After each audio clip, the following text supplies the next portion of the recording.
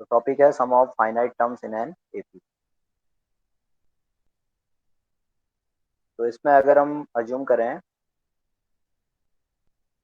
Late A1 A2 up to AN, ठीक है। Terms क्या होंगी एपी में? फाइनाइट होंगी। Three N terms in AP. ये सारे टर्म्स क्या है? एपी में है। इसका मतलब है इनके बीच में क्या होगा? एक कॉमन डिफरेंस होगा, टर्म्स के बीच में कॉमन डिफरेंस होगा, ठीक है। देन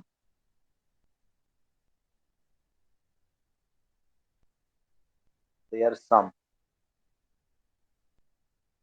इज, सम को हम यहाँ पे एस एन से डिनोट करेंगे, sum of n terms, and this will be equal to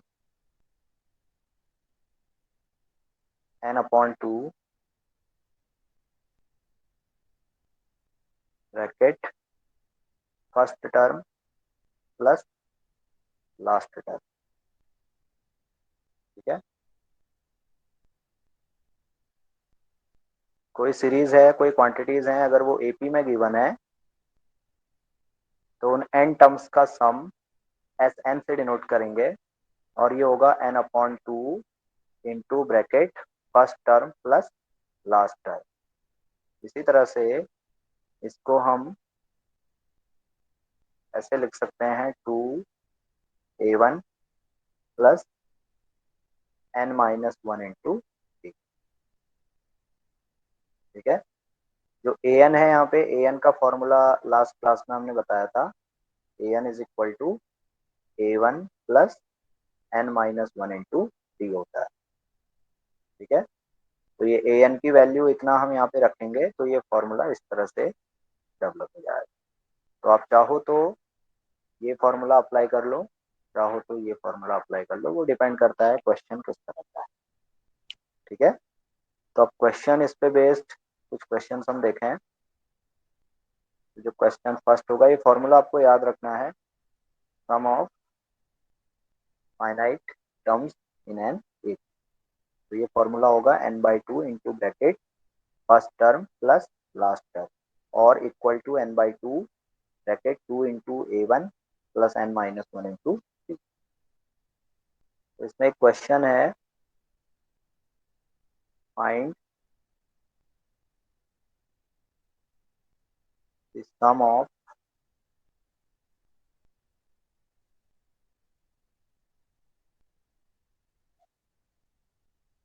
three by four comma two by three comma seven by twelve comma up to 19 term, ठीक है। कोई AP हमें गिवन है, कोई सीरीज हमें given है।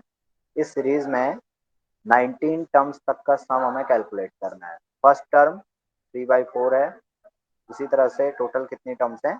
19 टर्म्स हैं। तो इसका सॉल्यूशन कैसे होगा, कैसे हम यहाँ पे इन 19 टर्म्स का सम निकालेंगे, ठीक है। तो गिवन हम यहाँ पे करें तो गिवन होगा number of terms, number of terms are 19। First term A1, first term is 3/4, और कॉमन डिफरेंस हम निकालें तो कॉमन डिफरेंस के लिए या तो A2 माइनस A1 हम कैलकुलेट कर लें, या A3 माइनस A2 कैलकुलेट कर लें, ये सेम आना चाहिए। तो A2 माइनस A1 कैलकुलेट करें तो A2 is 2/3 and A1 is 3/4। Similarly A3 minus A2 calculate करें तो A3 7/12 है, और A2 2/3 है। तो इसे सिंप्लीफाई करोगे तो ये डिफरेंस कितना आएगा? 2/3 माइनस 3/4 कितना आ जाएगा? एलसीएम लोगे यहाँ पे, एलसीएम माइनस 3 और वन बाई 4 का ट्वेल्व 12 होगा, तो ये 8 माइनस 9। इसी तरह से यहाँ एलसीएम लोगे तो ये 12 आ जाएगा, तो ये 7 माइनस 8। तो फाइनली जब हम इसे सॉल्व करेंगे तो ये आएगा -1/12। 12, that is our common difference. तो इसका मतलब है जो सीरीज गिवन है ये सीरीज एपी में है, क्योंकि टर्म्स के बीच का जो डिफरेंस है वो क्या है, कॉमन। क्लियर।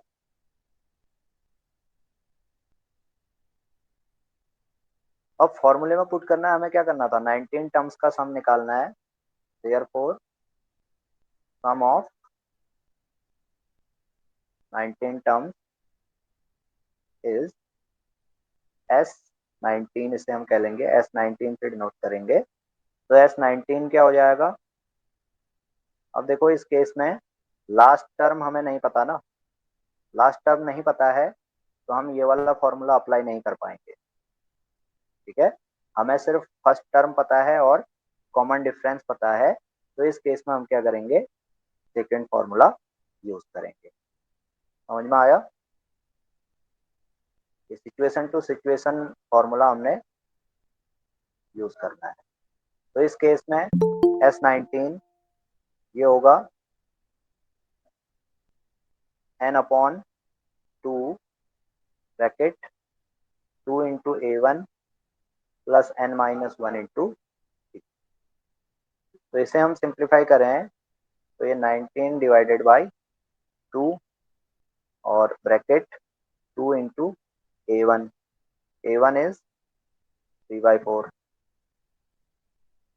ठीक है, और plus n-1, n is 19 -1 into D, into D यहाँ पे करेंगे तो डी है -1/12।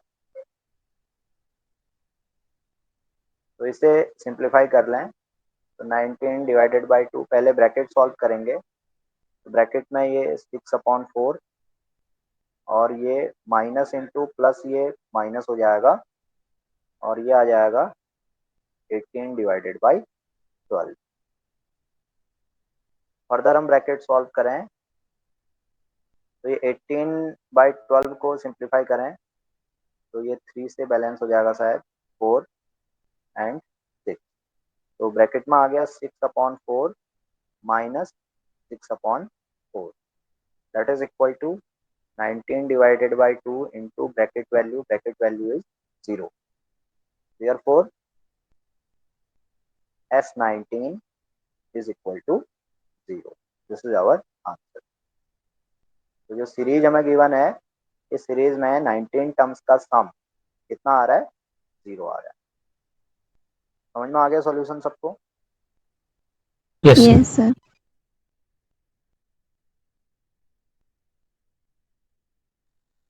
इसका पीडीएफ मैं आपको शेयर कर लूंगा तो आप ये नोट कर लेना।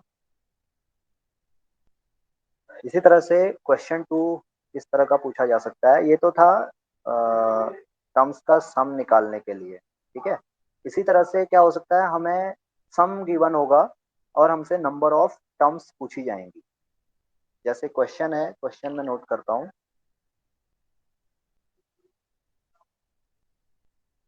How many terms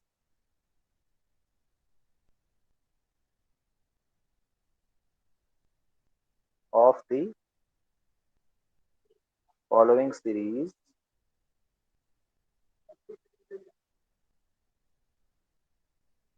may be taken so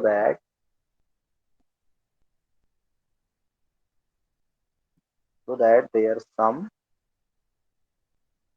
is 66। और सीरीज हमें गिवन है -9 -6 3 एंड 4। ठीक है, तो ये कोई एपी है, तो इस एपी में कितने टर्म्स का सम 66 होगा, ये क्वेश्चन हमसे पूछा गया।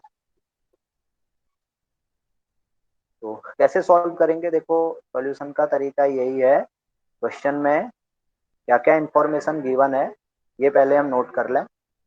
ठीक है, और सम की बात हो रही है एपी में, तो अभी तो ये क्लियर है ना, अभी तो हम एपी पढ़ रहे हैं तो ये क्लियर है भाई ये एपी ही है। लेकिन एग्जाम में हमें नहीं पता होगा जो सीरीज हमें गिवन है वो एपी है या जीपी है या एचपी है। GP means geometric progression, HP means harmonic progression. ठीक है, उसको आइडेंटिफाई करने का तरीका कॉमन डिफरेंस होगा। ठीक है, अगर डिफरेंस कॉमन है तो इसका मतलब है ये सीरीज क्या है, एक ही है। तो यहाँ पे गिवन टर्म्स में हम बात करें तो गिवन में फर्स्ट टर्म हम देखें, फर्स्ट टर्म -9 हो जाएगी और डी कैलकुलेट करें। ठीक है, डी कैलकुलेट करें तो ये A2 माइनस A1 या A3 माइनस A2। एक मिनट है।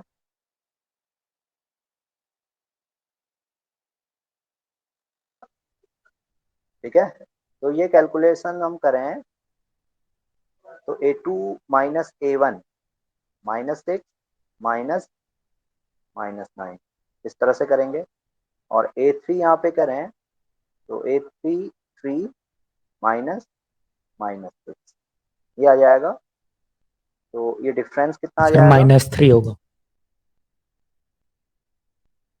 हाँ ये, हाँ ये यहाँ पे -3 होगा। ठीक है, तो ये -3 हो जाएगा A3। तो ये कितना आएगा? -6 एंड +9 और ये -3 +6। तो फाइनली डी आ जाएगा 3। यही आ रहा है, कॉमन डिफरेंस यहाँ पे 3 आ गया। ठीक है, तो अब कैसे हम सॉल्व करें? देखो जो सम हमें गिवन है इसे हम अज्यूम कर लेते हैं। Let 66 be the sum of n term. ठीक है, ये हमने अज्यूम कर लिया कि भाई जो 66 है ये n टर्म्स का सम है और n हमने यहाँ पे फाइंड करना है। ठीक, therefore Sn equal to 66 which is equal to n/2 bracket A1 plus n-1 into 3। ये हो जाएगा। तो n तो हमें फाइंड करना है, तो n/2 तो यही रहेगा। A1 हमारे पास है, A1 is -9 plus n-1 into D का मतलब है इंटू 3। तो ये इक्वेशन बनेगी हमारी 66 equal to n/2 -9 plus 3n-3। यही बनेगा। सर वो 2 है वहाँ पे। हाँ फॉर्मूला ये सही कर लेना, 2 इंटू A1 था ना, ये 2 into A1 plus n-1 into d. तो ये यहाँ पर 2 इंटू -9 हो जाएगा। तो ये कितना आ जाएगा? -18। तो -18 प्लस 3n-3। तो इसे फर्दर हम देखें तो 66 इक्वल टू माइनस, या इसको ऐसे कर लो, अभी n/2 है तो 2 को इधर क्रॉस मल्टीप्लाई कर देते हैं। तो 66 इंटू 2 ये हो जाएगा 132 और इस n से यहाँ ब्रैकेट में मल्टीप्लाई कर दें तो ये हो जाएगा 18n plus 3n² minus 3n। ठीक है, इस तरह से हमने मल्टीप्लिकेशन कर लिया यहाँ पे। अब यहाँ पे देखो फिर से इसे इतना लिख सकते हैं 132 is equal to -18n minus 3n that is -21n plus 3n²। ठीक है, तो अब सारी टर्म्स को एक साइड ले आए। तो जैसे मैं क्या करता हूँ, 132 को राइट हैंड साइड में ले लूँ तो राइट हैंड साइड में ये इस तरह से हो जाएगा 3n² -21n माइनस 132। ये मैंने बताया था, टर्म्स को जब एक साइड से दूसरी साइड में लेके जाएंगे तो साइन चेंज हो जाएगा। ठीक है, तो ये इक्वल टू 0 ये इक्वेशन बन जाएगी। अब ये इक्वेशन एक क्वाड्रेटिक इक्वेशन है, तो इसको सॉल्व कर लें तो हमें n की वैल्यू पता चले। ठीक है, तो अब कैसे सॉल्व करेंगे? देखो ये इक्वेशन बन रही है, इसमें फर्दर हम 3 अगर कॉमन ले लें तो 3 कॉमन लेने पे ये n² माइनस 7n माइनस कितना हो जाएगा? 44। 44। This is equal to 0। तो यहाँ से since 3 is not equal to 0, this will imply n square minus 7n minus 44 is equal to 0। तो अब इसे हम सॉल्व कर लें। ठीक है, सॉल्व करने के लिए दो मेथड हैं, या तो हम फॉर्मूला अप्लाई करें या फैक्टराइजेशन मेथड अप्लाई करें। तो अगर फैक्टराइजेशन मेथड की बात करें तो -44 के ऐसे मल्टीपल्स, यानी 44 के ऐसे मल्टीपल्स जिनका डिफरेंस क्या आए, 7 आए। तो ये 11 इंटू 4 होगा, 11 into 4 is 44 and 11 minus 4 is 7। तो इस इक्वेशन को इस तरह से लिखा जा सकता है, n square minus 11 minus 4 into n minus 44 is equal to 0। और इसे फर्दर हम देखें तो ये इस तरह से लिख सकते हैं। ठीक है, क्वाड्रेटिक इक्वेशन का सॉल्यूशन ये सबको आता है, ये बता चुके हैं हम। तो यहाँ पे n कॉमन ले लें, तो n कॉमन लेने पे n माइनस 11 और सेकेंड में +4 कॉमन ले लें, तो ये n minus 11 this is equal to 0। तो अब यहाँ से n माइनस 11 ही कॉमन ले लें, तो अंदर रहेगा n plus 4, this will be equal to 0। तो ये फैक्टर्स को 0 पुट करेंगे, तो n इक्वल टू 11 और n इक्वल टू -4, ये सॉल्यूशन हमें मिलेगा। ठीक है, तो इसका मतलब है यहाँ पे n की दो पॉसिबल वैल्यूज हैं, 11 एंड -4। तो हमारा आंसर क्या होगा, 11 होगा कि -4 होगा? 11। 11 होगा, क्योंकि नंबर ऑफ टर्म्स नेगेटिव नहीं हो सकते हैं। ठीक है, नंबर ऑफ टर्म्स या तो 0 होंगे या फिर कोई पॉजिटिव वैल्यू होगी। नंबर ऑफ टर्म्स नेगेटिव नहीं होती हैं, तो ये सेकंड वैल्यू यहाँ पे रिजेक्ट हो जाएगी। तो हमारा आंसर हो जाएगा the sum of 11 terms is 66। ठीक है,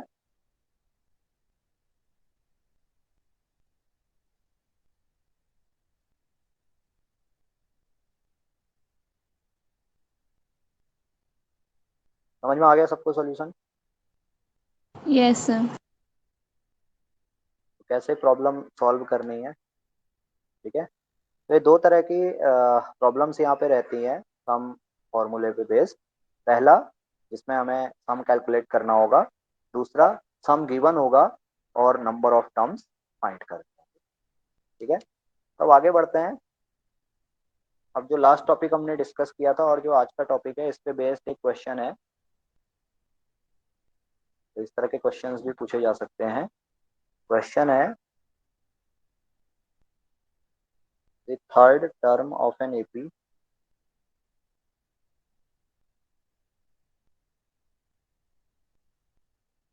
इज 18 एंड सेवंथ टर्म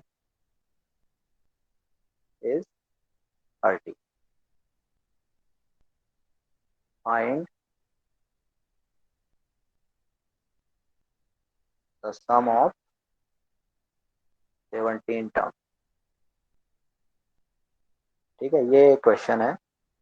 तो इसे कैसे हम सॉल्व करेंगे? तो देखो, सॉल्यूशन में हमारे पास दो फॉर्मूले हैं, है ना। पहला फॉर्मूला है nth term, which is given by a1 plus n minus 1 into d. और दूसरा फॉर्मूला है Sn, which is equal to n by 2 to a1 plus n minus 1 into. ठीक है, अब लेकिन जो क्वेश्चन है, क्वेश्चन में ना ही हमें फर्स्ट टर्म गिवन है, ना ही कॉमन डिफरेंस गिवन। ठीक है, तो पहला टारगेट हमारा होगा फर्स्ट टर्म और कॉमन डिफरेंस कैलकुलेट करने का। अगर फर्स्ट टर्म और कॉमन डिफरेंस कैलकुलेट हो जाता है तो हमारे पास एपी आ जाएगी, एपी पता चल जाएगी हमें क्या है। और अगर एपी पता चल जाती है तो फिर हम किसी भी टर्म्स, किसी भी जितने भी नंबर ऑफ टर्म्स का सम कैलकुलेट कर सकते हैं। ठीक है, तो ये कॉन्सेप्ट है इस क्वेश्चन के पीछे। तो अब देखो गिवन क्या क्या है। गिवन की बात करें तो गिवन है third term that is A3 is 18 and seventh term that is A7 is 30। ये दो टर्म हमें गिवन, ठीक। और हमें ये भी पता है भाई इस फॉर्मूले से an=a1 + n-1 * d क्या होगा, सिंस A3 कितना होगा, A3 होगा फर्स्ट टर्म प्लस 2 × d, होगा ऐसा। Yes sir. तो यहाँ से A3 तो हमें गिवन है, तो इसे हम लिख सकते हैं A1 + 2d = 18। इसे हमने कह दिया इक्वेशन 1। इसी तरह से सेकेंड इक्वेशन बना लें, एंड A7 = A1 + 6d। तो यहाँ से A1 + 6d = कितना हो जाएगा, 30। That is equation 2। A7 30 है। तो अब दो इक्वेशंस हो गई, दो अननोन्स हैं A1 एंड D। तो इन दो इक्वेशंस को सॉल्व करें तो A1 और D का वैल्यू मिल जाएगा हमें, क्यों। Yes sir. Yes sir. अब क्या करेंगे, देखो A1 के कोफिशिएंट सेम है, तो 1 और 2 को सब्ट्रैक्ट कर देते हैं। यहाँ पे लिख लेते हैं सॉल्विंग 1 एंड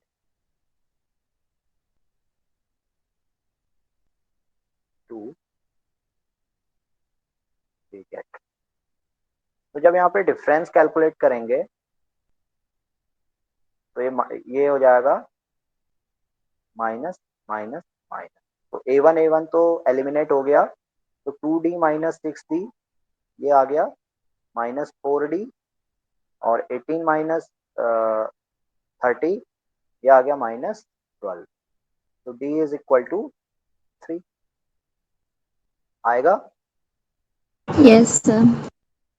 और d का वैल्यू इक्वेशन 1 में पुट कर दो, ठीक है। आप चाहो तो ये सॉल्यूशन आप रफ में कर सकते हो इसे, ठीक है। यहाँ पे इतना लिख दो, सॉल्विंग 1 एंड 2 वी गेट, तो इतने से भी काम चल जाएगा। यहाँ पे डायरेक्ट हम A1 की वैल्यू लिख देंगे और D की वैल्यू लिख देंगे, ठीक है। और ये सॉल्यूशन आप यहाँ रफ में कर सकते हो, ठीक है। इस तरह से भी आप क्वेश्चन सॉल्व कर सकते हैं। तो इस केस में ये, हाँ, D की वैल्यू 3 आ गई, तो D की वैल्यू 3 इक्वेशन 1 या इक्वेशन 2 में पुट कर दो, तो A1 का वैल्यू आ जाएगा, ठीक है। तो 12। A1 का वैल्यू कितना आ रहा है, A1 का वैल्यू आ गया 12। तो A1 = 12 आ गया, D = 3 आ गया। तो इसका मतलब AP क्या होगी, फर्स्ट टर्म 12 होगी, सेकेंड टर्म होगी 12 + 3 दैट इज 15, थर्ड टर्म हो जाएगी 12 + 2d that is A1 + 2d, तो वो हो जाएगा 18, 21 एंड सो ऑन। ये हमारी AP हो गई, ठीक है। अब AP हमें पता चल गया, तो हमें क्या करना है, 17 टर्म्स का सम कैलकुलेट करना है। तो 17 टर्म्स का सम कैलकुलेट करने के लिए यहाँ पे हम लिख लेंगे सम ऑफ 17 टर्म्स विल बी, क्या होगा, S17 से इसे डिनोट करेंगे, ठीक है। तो फिर से देखो, लास्ट टर्म हमें नहीं पता है, तो हम यही फॉर्मूला यहाँ पे अप्लाई करेंगे। तो ये हो जाएगा 17 divided by 2 into bracket 2 into A1 is 12 plus n-1 that is 17 - 1 16 into D is 3। तो फाइनली इसे आप सिंप्लीफाई कर लो, तो ये जो भी आ रहा है 12 इंटू 2 24 प्लस 48, ये कितना आ गया, 17 इंटू 72। 72 divided by 2। तो ये सॉल्व करोगे तो 17 इंटू 36 आ जाएगा। तो ये 612। कितना आ रहा है, 612। 612। दिस इज आवर आंसर, ठीक है। अभी कोई डाउट है, कोई क्वेश्चन है किसी को, तो आप पूछ सकते हैं।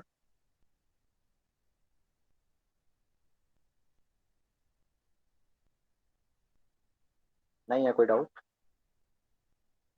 चलो, तो अब कुछ क्वेश्चंस हैं, ये आप सॉल्व करोगे, ठीक है। क्वेश्चन है फाइंड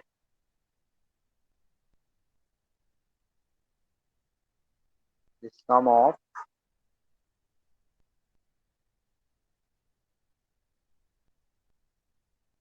फॉलोइंग सीरीज।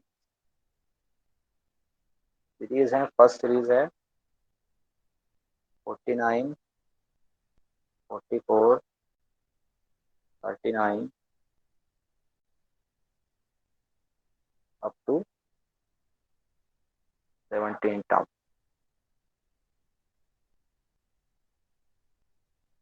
सेकेंड है 3.75, 3.5, 3.25 अप टू 16 टर्म। इसी तरह से है थर्ड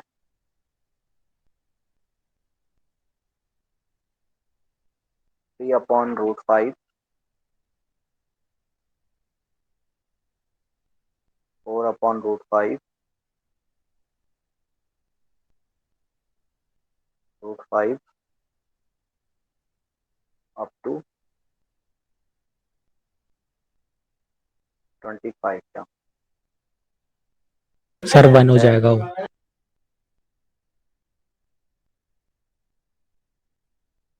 क्या हो जाएगा 1? √5।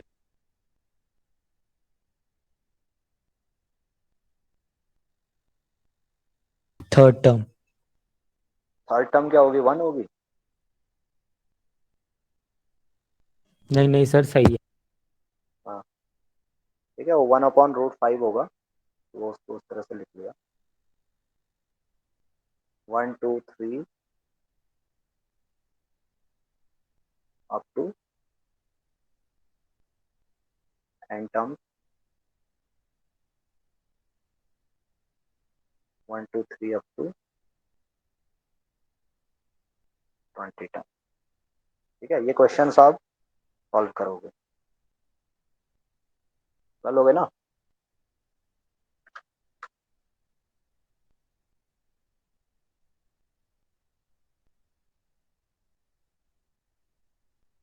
ये क्वेश्चन सॉल्व कर लोगे? Yes sir. Yes, sir. तो अभी आगे बढ़ते हैं। अब जो नेक्स्ट है, इसमें ये टर्म्स की हम बात कर रहे हैं, तो टर्म्स को हम अरिथमेटिक मीन कहते हैं। तो अरिथमेटिक मीन्स क्या होते हैं, यहाँ पे ये थोड़ा सा डिस्कस कर लें, फिर इस पे बेस्ड क्वेश्चंस हम करेंगे। तो ये अरिथमेटिक मीन्स पे बेस्ड क्वेश्चंस एग्जाम में आते हैं 5 मार्क्स में, ठीक है। तो अरिथमेटिक मीन्स क्या होते हैं, इसे एक सिंपल एग्जांपल से अगर समझें, तो जैसे एक सीरीज हमें गिवन है 1 3 5 7 सपोज 9 11 13 एंड सो ऑन, ठीक है। तो यहाँ पे अरिथमेटिक मीन्स की हम बात करें, तो अरिथमेटिक मीन्स क्या होगा, दो नंबर्स के बीच में होगा। जैसे 357, these 357 are arithmetic means between 1 and 9, ठीक है। Similarly 5 7 9 11 are arithmetic means between 3 and 13, ठीक है। तो अब इसको अगर डेफिनेशन में हम नोट करें, ये समझ में आ गया क्या है अरिथमेटिक मीन्स? और भी बेसिक एग्जांपल लेके चलें, तो 135 एक एपी है, तो यहाँ पे 3 क्या है, अरिथमेटिक मीन है, अरिथमेटिक मीन बिटवीन 1 एंड 5। क्या आया समझ में? Yes, sir. इसी तरह से यहाँ पे 7 हो जाए, तो 3 और 5 क्या हो जाएंगे? Arithmetic means between 1 and 7। ठीक है, तो अब अगर इसे डिफाइन करें तो किस तरह से डिफाइन करें? ये कॉन्सेप्ट समझ में आ गया ना, क्या है अरिथमेटिक मीन्स, किसे हम कह रहे हैं? तो यहाँ पे अगर डिफाइन करें तो हम कह सकते हैं भाई, if A1 A2 up to AN quantities are in arithmetic progression, then the quantities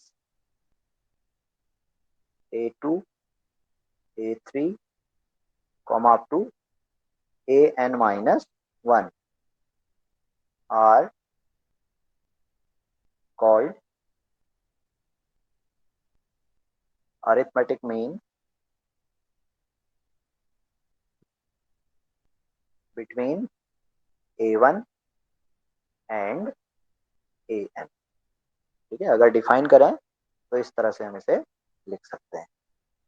ठीक है, तो इसको एग्जांपल से समझना चाहें तो एग्जांपल से हम समझें 10 इन ए सीरीज, कोई भी सीरीज ले लो जो एपी में हो, जैसे ये ले लेते हैं 1 3 5 7 9 11 13 15 एंड गो ऑन।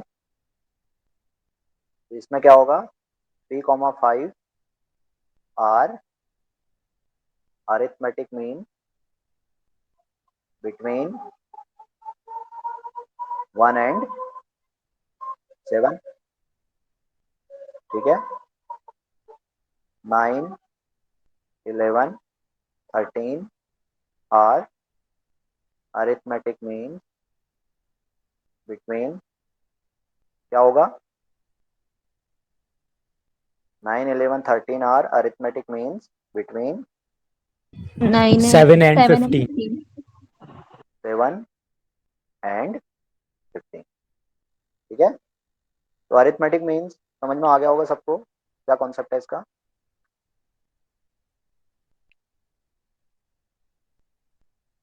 कोई डाउट है किसी को तो आप पूछ सकते हैं, कोई चीज नहीं समझ में आई हो।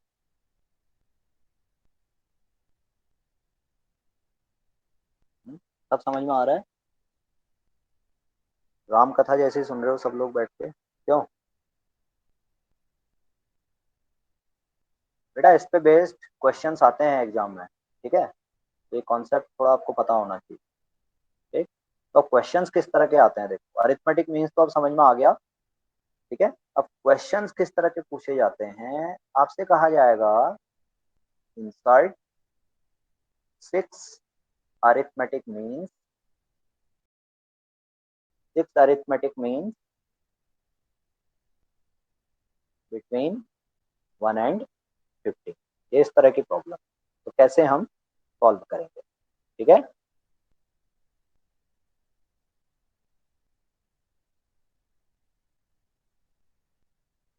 जो नेक्स्ट टॉपिक हो जाएगा ये होगा to insert n arithmetic mean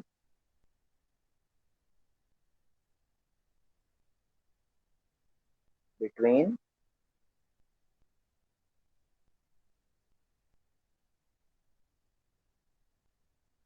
to quantity. ठीक है, तो इसको थोड़ा थियोरेटिकली समझते हैं, फिर क्वेश्चंस में अप्लाई करेंगे। तो थियोरेटिकली हमने अज्यूम किया है, let a and b are two quantities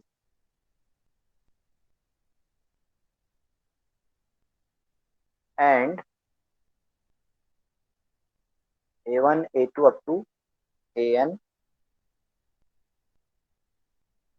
with the n arithmetic mean between them,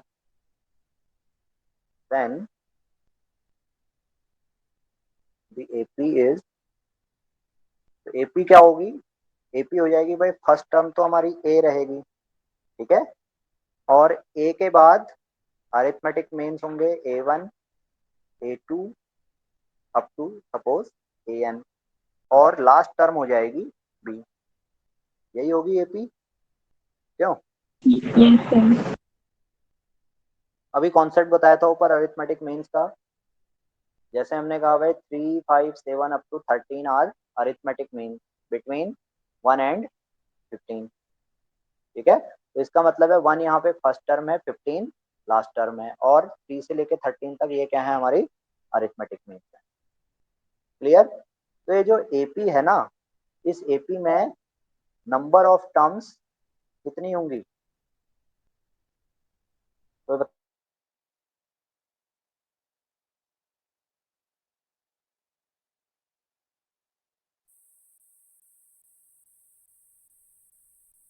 1 -1 and an+1। नहीं, ऐसा तो नहीं होगा।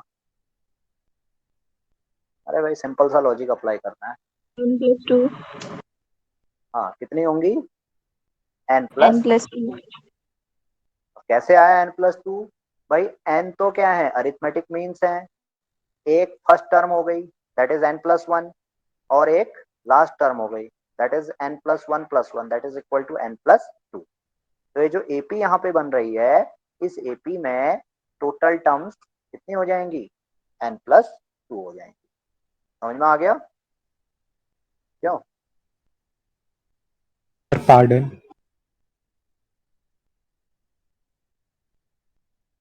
अरे भाई ये एक एपी है, ठीक है, हमसे कहा गया भाई ए और बी के बीच में क्या करना है, ए और बी कोई दो क्वांटिटीज हैं, इनके बीच में एन अरिथमेटिक मीन को इंसर्ट करना।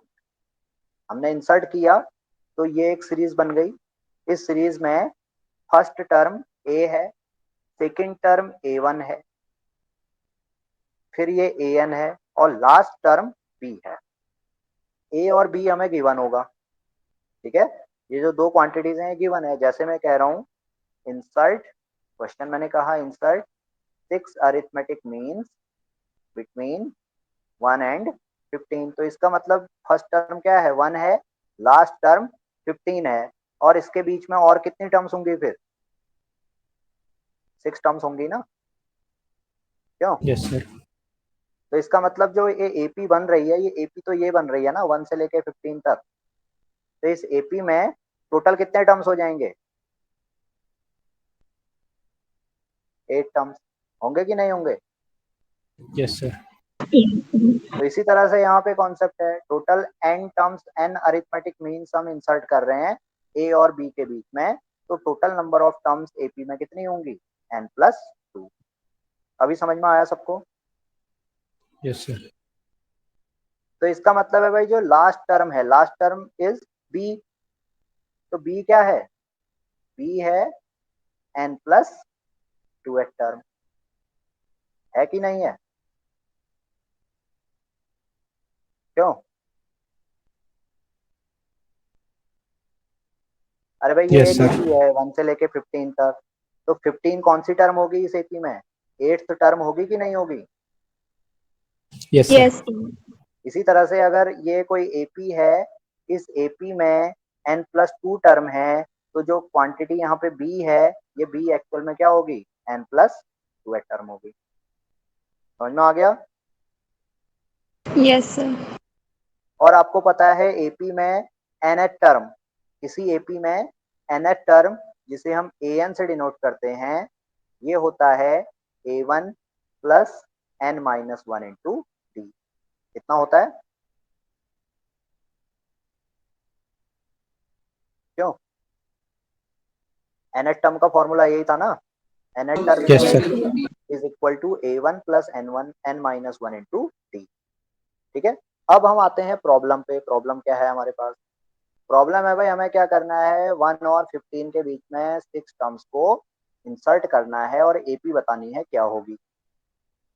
तो इसके लिए हमें ये 6 टर्म्स क्या क्या होंगी ये पता होनी चाहिए, और 6 टर्म्स निकालने के लिए हमारा मेन टारगेट क्या होगा भाई, ये कॉमन डिफरेंस क्या है ये पता होना चाहिए। अगर हमें कॉमन डिफरेंस पता चल जाता है तो हम क्या करेंगे, हमारे पास फर्स्ट टर्म तो है यहाँ पे, ये तो गिवन है, फर्स्ट टर्म गिवन है, तो फर्स्ट टर्म में हम डी को ऐड करेंगे तो ये a1, यानी ये a1 हमें पता चल जाएगा। इसी तरह से a2 पता चल जाएगा, इसी तरह से an पता चल जाएगा, तो ये टर्म्स हमें पता चल सकती है। यही हमारा यहाँ पे प्रॉब्लम है, हमें क्या करना है, इन a1 a2 an को फाइंड करना है क्या वैल्यू। प्रॉब्लम समझ में आ गई सबको? Yes, sir. Yes, sir. ठीक है, तो अब ये तो हमें पता है भाई nth टर्म का फॉर्मूला ये है, और लेकिन अभी जो एपी हमारी बन रही है by inserting n terms between two quantities, in that AP we have n plus 2 terms. ठीक है, and it is also known that b is n plus 2 at term. तो b को हम इस तरह से लिख सकते हैं, first term plus n minus 1 into D, लिखा जा सकता है क्यों? Yes, sir. सिंपली क्या हुआ, n की जगह पे क्या हो गया, यहाँ पे n प्लस 2 हो गया ना। किसी एपी Yes, में sir. nth टर्म का फॉर्मूला ये होता है, तो किसी एपी में n प्लस 2 टर्म का फॉर्मूला क्या होगा, n की जगह पे n प्लस 2 आ जाएगा। ठीक, तो ये हो जाएगा finally a plus n plus 1 into d. तो ये फॉर्मूला हो गया b equal to a plus n plus 1 into d. Clear? इतना क्लियर हुआ सबको? Yes, sir. Yes, sir. तो अब यहाँ पे b भी पता है, a भी पता है, b और a दोनों नोन है। जैसे इस केस में a1 है, ये नोन है, b15 है, ये नोन है। तो हम यहाँ से अब d कैलकुलेट, और n भी हमारे पास है, n कितना है यहाँ पे, 6 टर्म्स की बात हो रही है।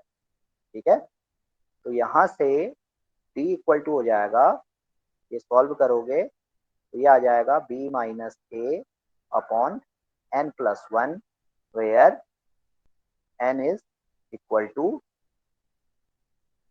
Number of arithmetic mean between a and b। तो इस फॉर्मूले से हम क्या कर सकते हैं, डी कैलकुलेट कर सकते हैं, और डी कैलकुलेट हो गया तो a1 कैलकुलेट हो जाएगा। a1 क्या होगा, सेकंड टर्म, और सेकंड टर्म का फॉर्मूला क्या होता है, फर्स्ट टर्म प्लस डी। इसी तरह से a2, ये थर्ड टर्म होगी, इसका फॉर्मूला हो जाएगा a प्लस 2d। इसी तरह से a3, a plus 3d and so on. कर सकते हैं ना अब, क्यों? Yes, sir. Yes, sir.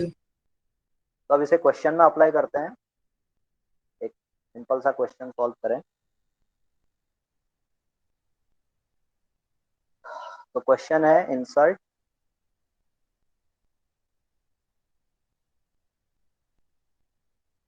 Ten arithmetic means between 2 and 24। तो कैसे सॉल्व होगा,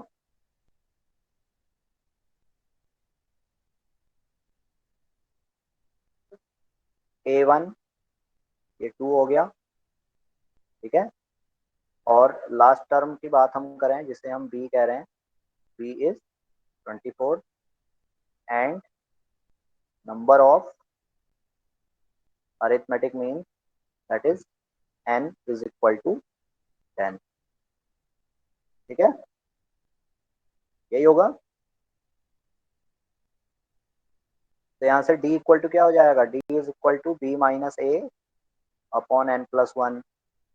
तो b माइनस ए हम कैलकुलेट करें तो ये 24 minus 2 divided by n plus 1 that is 11। Solve करोगे तो d इक्वल टू कितना आ जाएगा, 2 आ जाएगा। आ गया? Therefore Yes, sir.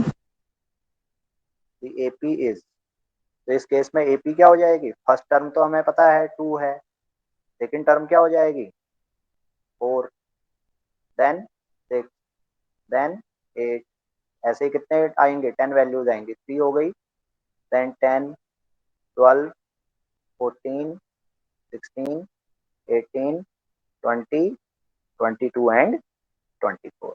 तो आप देखोगे टोटल कितनी टर्म्स हैं, टोटल 10 arithmetic.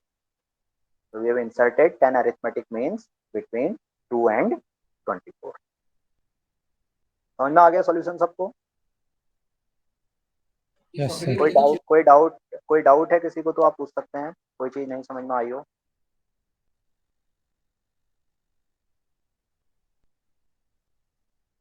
नहीं है कोई डाउट? तो ये अरिथमेटिक प्रोग्रेशन वाला टॉपिक हमारा कंप्लीट हो गया। अब जो नेक्स्ट क्लास होगी इसमें ज्योमेट्रिक प्रोग्रेशन हम डिस्कस करेंगे। तो इसमें कुछ क्वेश्चंस मैंने आपको दिए हैं और कुछ क्वेश्चन अभी मैं आपको